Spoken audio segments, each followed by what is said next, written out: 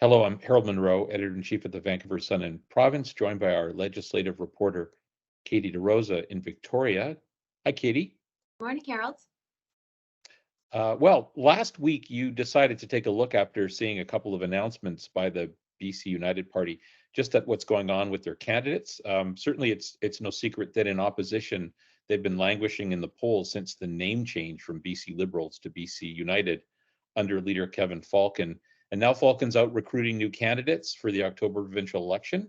And as you reported, the optimists in the party see this as a chance to inject some life into it and into the new name. On the other hand, they're also losing some prominent MLAs, and that could hurt them when voters, I guess, go looking for an Ellis Ross or a Karen Kirkpatrick or a Mike DeYoung on the ballot.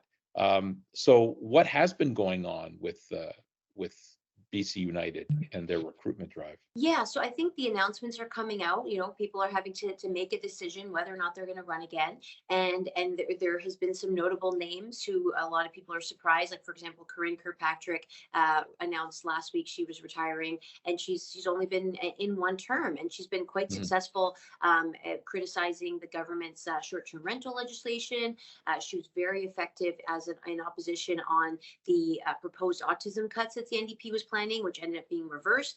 She's been pretty strong on daycare. So that was, kind of, I think that's definitely a loss for them. And that comes on the heels of Alice Ross announcing he's jumping ship and going to run under Pierre Poilievre for the federal Conservatives.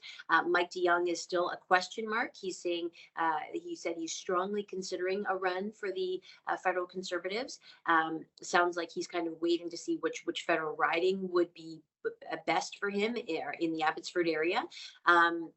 And so, people are watching to see how is that going to affect the party.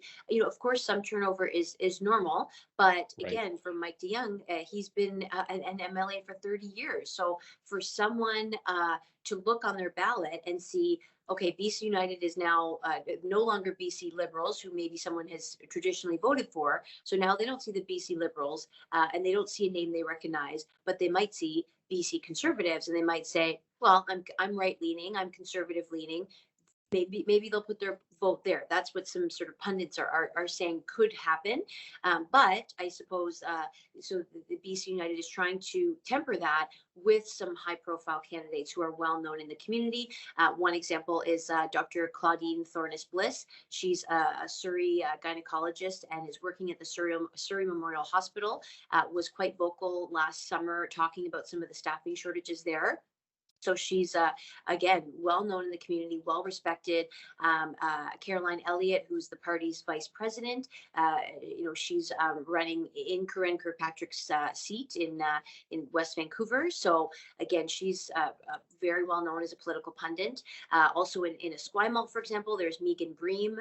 Megan Bream, who's a former Esquimalt councillor and is again well known in the community.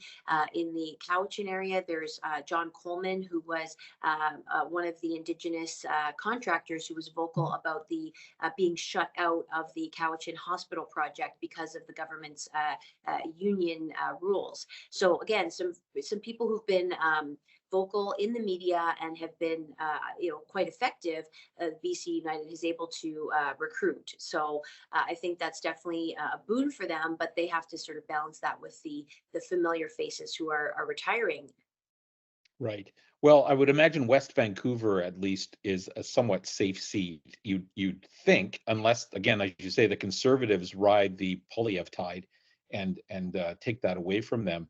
Esquimalt, Cloverdale, those are two ridings that have been competitive in the past, as we know, Yes. between at least traditionally between the NDP and the Liberals. So, I guess he is looking uh, to maybe get those back in a perfect Yeah. world. He would need to win those seats, I would think. Definitely the Surrey Cloverdale riding, has it was traditionally a BC Liberal stronghold, and then in the 2020 election, it was grabbed by Mike Starchuk. So Yes. that definitely is a riding that's up for grabs.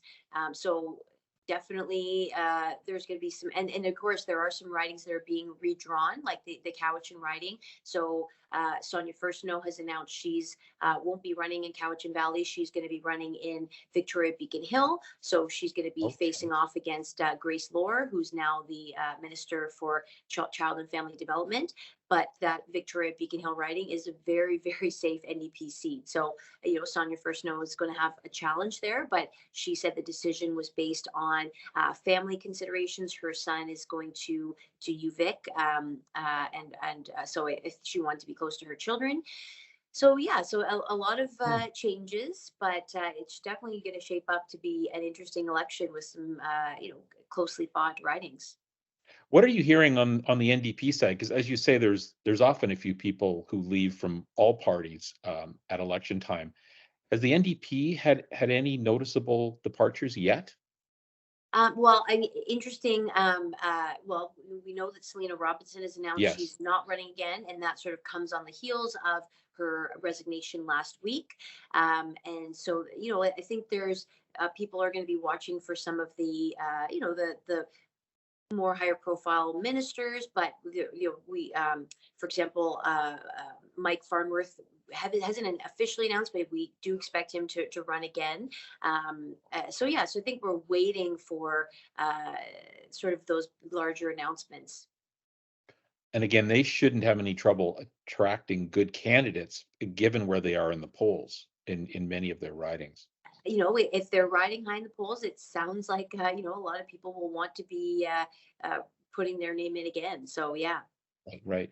And what about the Greens? Because they, of course, formed a coalition with the NDP, but they haven't been doing very well in the polls lately. Are they expecting to run a full slate of candidates this time around?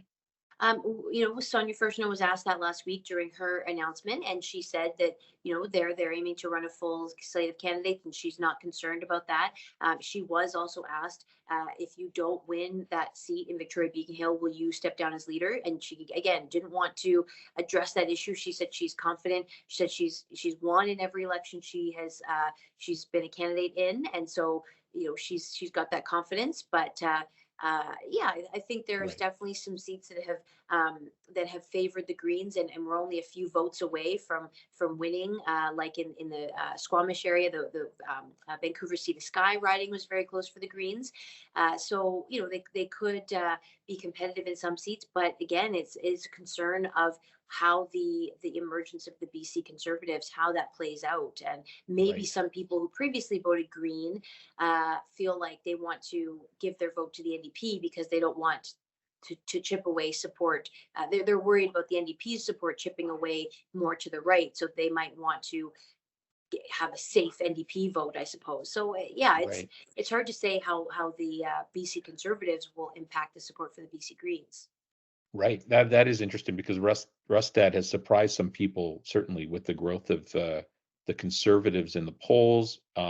Some say it's difficult to discern whether that is Rustad or that is the Polyev effect. So we'll have to see, I guess, as we get further along and into some of the policy discussions. I thought it was interesting in your story. You mentioned that Carolyn Elliott was endorsed or has been endorsed by former Premier Gordon Campbell, and that's not a name that we hear very often these days. Is there any indication that he's going to play more of a role in this campaign?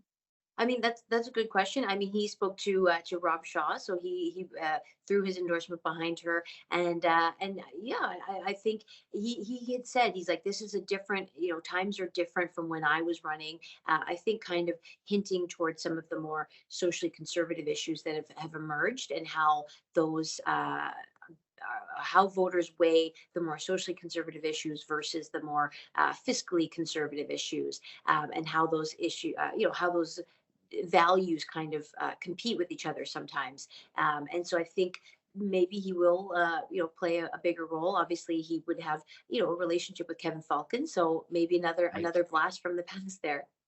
Wow. So then Falcon has to decide whether that's a positive or a net positive or a net negative to have a former premier back, as they all do, right? So that's Yeah, interesting. exactly.